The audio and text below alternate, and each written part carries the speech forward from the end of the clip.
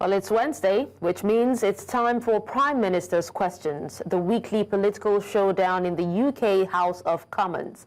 Now today, Deputy Prime Minister Angela Rayner steps in for Prime Minister Keir Starmer, who is at the NATO Summit answering questions on the biggest issues of the week, including the fragile ceasefire between Iran and Israel, the ongoing war in Gaza, and the NATO Summit in the Netherlands. Expect tough questions, fiery exchanges, and no shortage of political drama. Let's go live to Westminster for all the action.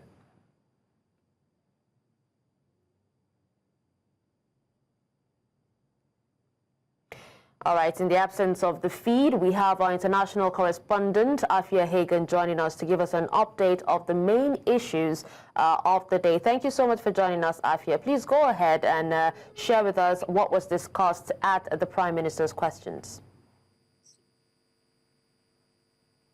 Well, Prime Minister's Questions is just kicking off in Parliament behind me, and it's sure to be a fiery exchange today. Like you so rightly said, Deputy Prime Minister Angela Rayner is in for Keir Starmer today, who is at the NATO Summit. And I'm absolutely sure the NATO Summit is going to be one of the hot topics of discussion today, along with the 12-day-long conflict that's just ended between Iran and Israel. Of course, President Trump was key in brokering that peace deal. It's a fragile peace that is in effect at the moment. I'm sure that will be discussed today, along with the ongoing war in Gaza. It's something that's brought up a lot of questions in the past in Parliament. MPs so rightly asking about the UK arming Israel, as well as the amount of aid which is flowing into Gaza or not flowing into Gaza, as it were. And of course, civilians that are being killed when they are trying to get that aid, which is so desperately needed in the enclave. The UN saying this week that Israel is weaponizing the use of food in the enclave. So I'm sure those will be some of the top topics that will be discussed at Prime Minister's Questions, which is going on just now in Parliament. All right, Afia, we'll definitely get back to you. So let's connect with the Westminster for the questions. Signed up to oppose the government's welfare bill. They say that the bill is dangerously rushed and ill thought through. So can the Right Honourable Lady explain why she thinks that she is right and 122 of her own colleagues are wrong? Deputy Prime Minister. Well, first of all, Mr. Speaker, it's nice to face the latest wannabe. I'll tell the Right Honourable member why we're pressing ahead with our reforms, and that is because we're investing £1 billion into tailored employment support, a right to try to help more people back into work, and ending reassessments for the most severely disabled.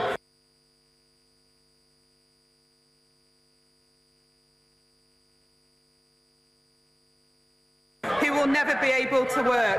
Mr. Speaker, we won't walk away and stand by and abandon millions of people trapped in the failing system, left behind by him and his colleagues.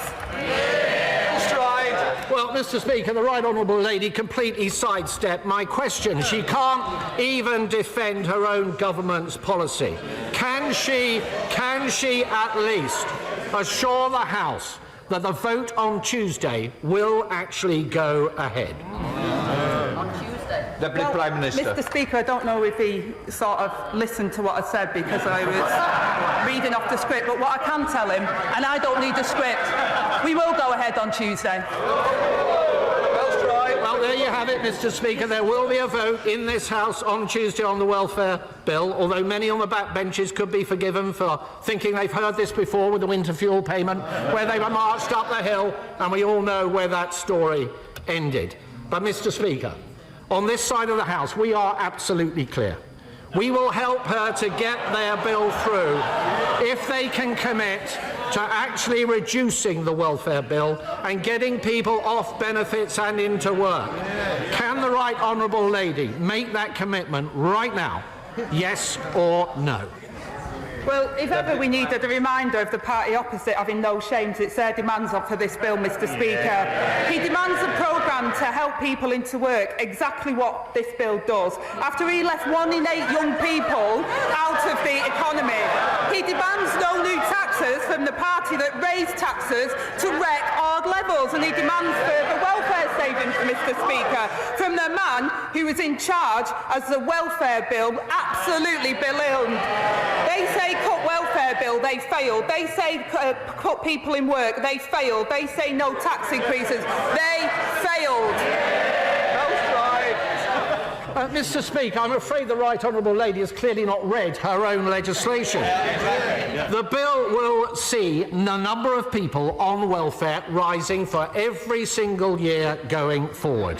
There is no commitment from the Right Honourable Lady to cut the number of people on welfare. And even if they manage to deliver these reforms, almost every respected economist now says tax rises are all but inevitable in the autumn. But after the budget, Mr. Speaker, the Chancellor said, and I quote, "I'm not coming back for more taxes." Mr. Speaker, British businesses have been hit again and again by Labour's economic mismanagement. They are desperate for certainty. So can the Right Honourable Lady give them that certainty now and repeat to the House the Chancellor's promise not to raise taxes at the budget? Deputy Prime Minister. Well, Mr. Speaker, this is a bit rich. Unbelievable. Inflation above 11%. The biggest tax rises by their party. I take no lectures. And on this issue in particular, Mr. Speaker, they can't make their minds up. First they said our reforms were taking too long, then they say they were rushed, then their front bench said our measures were too tough, and now they say they need to be tougher. No plan, no idea. I wonder why their party was left in such a mess.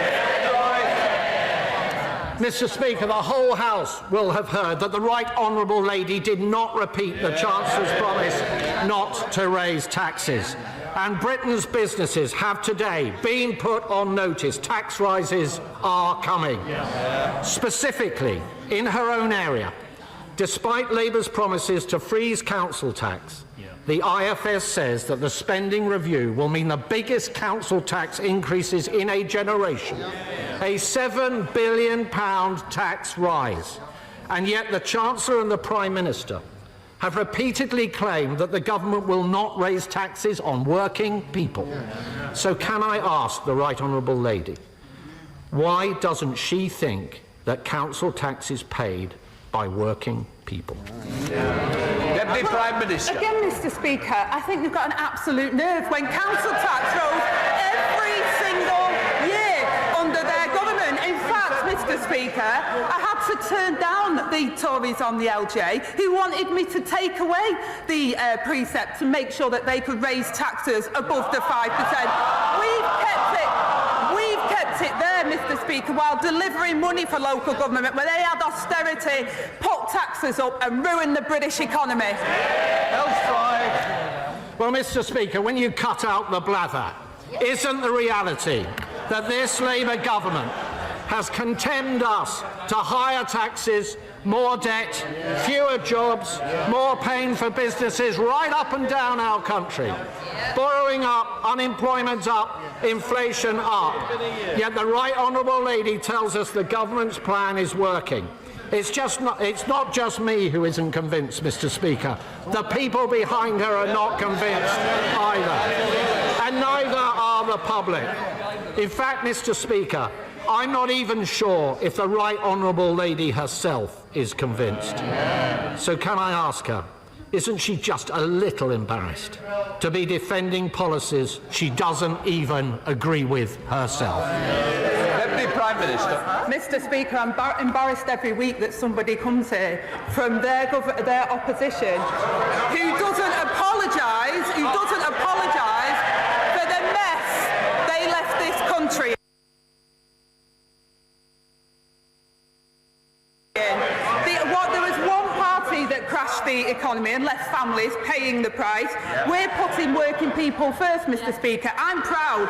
We've got a huge boost to the minimum wage, the biggest uplift to affordable housing in a generation, and expanding free school meals to 500,000 children.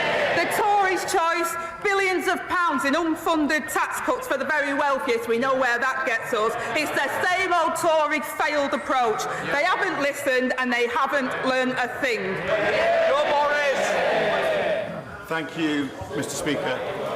Craddock Community High School in my constituency was forced to relocate to Washington after their just over 8-year-old building, built under the previous government, was found to have cracks in the infrastructure. This incredibly distressing news has required huge resilience and strength from the local community.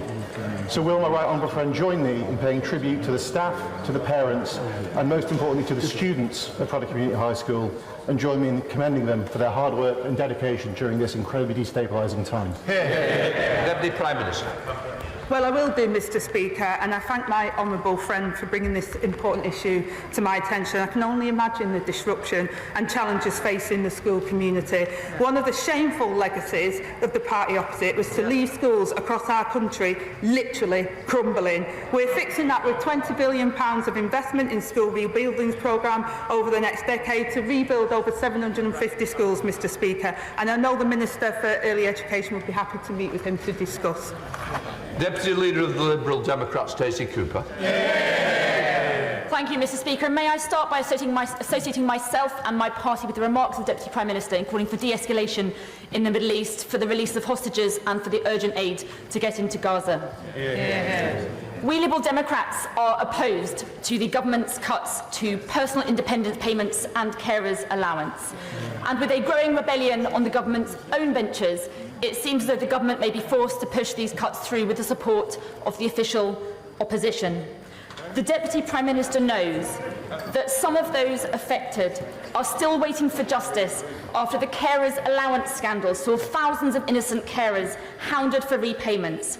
So can the Deputy Prime Minister give a cast-iron guarantee that if these cuts are pursued, that at the very least, not a single person will lose a penny until the carers' allowance scandal review has been completed and the recommendations implemented?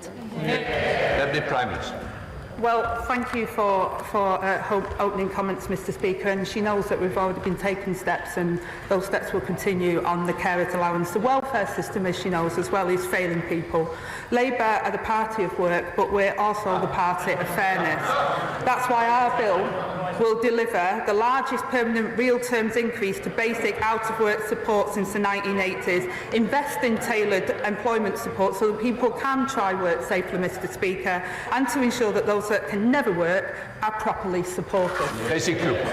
Thank you, Mr. Speaker. It's disappointing that the Deputy Prime Minister couldn't give that cast-iron guarantee, but if the government does pursue this bill next week, then we will pursue this matter on behalf of carers. Mr. Speaker, given the reports that the government is giving a green light to President Trump's demands for a state visit to be brought forward to September, does the Deputy Prime Minister agree that the UK should urgently convene talks with the White House in advance of that state visit in order to leverage that state visit to secure US guarantees for Ukraine, including the use of frozen Russian assets, and to secure a joint UK-US message to Putin that together our two countries will not let Putin win his illegal war? Deputy Prime Minister.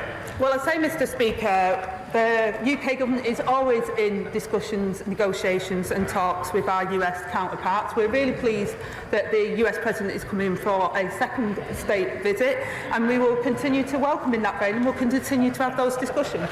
Debbie Abraham. Thank you, Mr. Speaker. In Oldham, there are 727 families currently living in temporary accommodation, 8,000 families on the waiting list. And this obviously has a devastating impact on particularly the children in these families. So will the Deputy Prime Minister outline how she will use the £39 billion that have been allocated to her department in the spending review to fix the housing crisis left by the government, the opposition? So families in Oldham, Saddleworth and wider can get the affordable homes that they need. Deputy Prime Minister. Well, my honourable friend is absolutely right, and as neighbouring MPs we know the impact on the temporary accommodation situation and children being homeless, it has on their life chances. And my honourable friend is absolutely right to raise the issue and for highlighting the excellent work, Mr Speaker, of Dr Laura Nilsson, who is supporting us to develop a cross-government homelessness strategy. All children should have a safe and secure home, and that's why I'm so proud that we've confirmed the biggest boost to social and affordable housing investment in a generation. We're getting on with the job of the mess they left behind. Gavin Robbins. Thank you very much, Mr Speaker, and can I identify my colleagues and I with the comments around de-escalation in the Middle East. The Deputy Prime Minister, I hope, will condemn recent disorder in the streets of Northern Ireland, as the Prime Minister and indeed my colleagues have. Does she accept that the Windsor Framework, though sold to this House as an issue for trade, is fundamentally impacting the ability of this sovereign Parliament to legislate on a UK-wide basis on the matters of immigration? Will she commit to ensure this government continues to robustly challenge against that expansionism that is currently before the courts? And if not, will she legislate to ensure that we as a country can control our own borders? Deputy Prime Minister. Well, first of all, Mr Speaker, I do condemn the violence on the streets, and the provisions in the Belfast Good Friday Agreement referred to in Article 2 of the Windsor Framework sought to address the long-standing and specific issues relating to Northern Ireland's past. I hope the Right Honourable Gentleman is assured that we're appealing a number of the law relating to Article 2 of the courts, including the Supreme Court, and I hope he will also be assured by the reality that the government is consistently applied and enforced immigration law on a UK-wide basis, and the government will take all necessary steps to defend that position, just as we will remain committed to protecting rights across the whole of the UK, Mr Speaker, as it should be Parliament that makes rules on immigration. Rebecca Longberry. Thank you, Mr Speaker. Last night, Newsnight covered the Daily Mirror's 3-year investigation of the nuked blood scandal, in which thousands of troops had blood and urine monitored, even chest x-rays, during nuclear weapons tests, but the results were withheld from their medical records and their suffering denied for decades. So as a fierce supporter of these men and their families who she's met with me, will the Right Honourable Lady agree this Armed Forces Week that time is now of the essence? These elderly veterans deserve answers, justice and an apology. Deputy Prime Minister. Well, as my honourable friend said, Mr Speaker, I commend her for the campaigning work that she's done on this issue, and I have met with some of those affected, and I know the strength of feeling on this, and I've heard their deeply personal testimony and experiences. I pay tribute to all of the nuclear veterans and their enduring contribution to our nation's security, especially during Armed Forces Week, and we're looking into unresolved questions regarding medical records, Mr Speaker, as a matter of a priority. Ben Lake. Mr Speaker, I should like to join the Deputy Prime Minister in thanking members of the Armed Forces community for their service. And Mr Speaker, I've had the privilege in recent months of meeting many veterans in my own constituency, some of whom still carry the trauma of war. Some, including amputees, have told me how repeat disability assessments are too often required of them in order to access financial support. And so does the Deputy Prime Minister agree with me that veterans with life-changing service-related injuries should be exempted from repeat disability assessments in future? Deputy Prime Minister.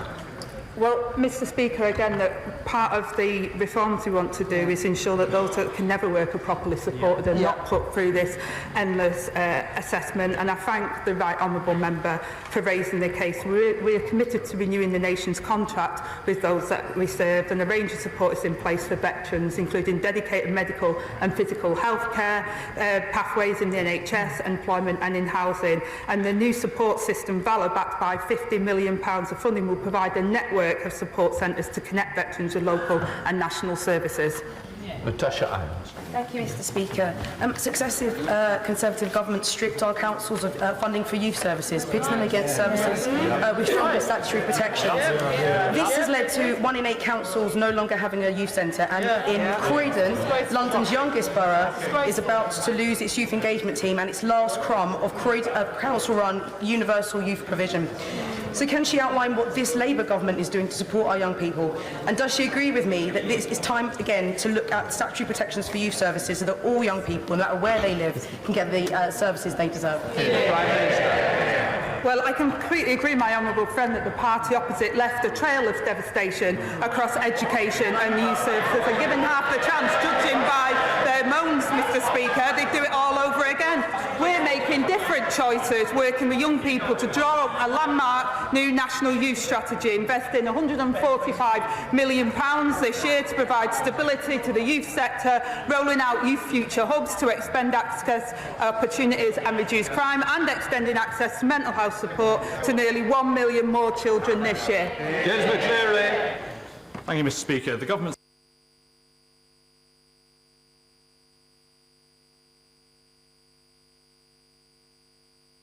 expansion of funded childcare from September is welcome, but early years settings are facing a critical staffing crisis that could make... Well, we still have our correspondent, Afia, to give us an idea of some of the issues that were discussed in the Minister's questions. Afia, I hear they talked about housing, welfare bill, and how, and inevitable taxes as well. And also, if you could actually share with us why Kemi Badenoch wasn't in the session today. Your last question first, because the Prime Minister Keir Starmer is at the NATO Summit and he has his deputy step in for him, the opposition have the same, and the Liberal Democrats have the same as well. They have their deputies in. So we had the Shadow Chancellor in for Mel Stride, Shadow Chancellor Mel Stride in for Kemi Badenoch to face Angela Rayner, and therefore Kemi Badenoch didn't need to be in the House this afternoon. She might be in the House later on. And yes, you're absolutely right in saying they talked about housing. They talked about the vote on the welfare bill, which is happening next Tuesday. And this has been highly controversial because there's going to be some cuts to the welfare bill. The welfare bill is huge at the moment. The Labour government are determined to keep the welfare bill down, and the cuts that could be made to it could involve the most vulnerable in society, disabled people, having their personal independent payments that they get from the government cut. Now, this is something that a lot of people who are in the Labour Party and in the Labour government actually do not support. 122 MPs so far have said that they don't support the cutting of the personal independent payments to disabled people in society. But that vote will take place next week, Tuesday. So a lot was said about that. And yes, tax rises. Again, Mel Stride asking Angela Rayner, will the Labour government promise there will not be tax rises in the next budget? Angela Rayner couldn't answer yes or no. We don't know what the next budget will bring in the autumn. But that will be notable that she couldn't say no, there will not be any tax rises. And Mel Stride definitely emphasised how notable that was. And of course, there was cross-party support across the House for de-escalation in the Middle East. The Iran-Israel war was mentioned, and of course the ongoing war in Gaza also.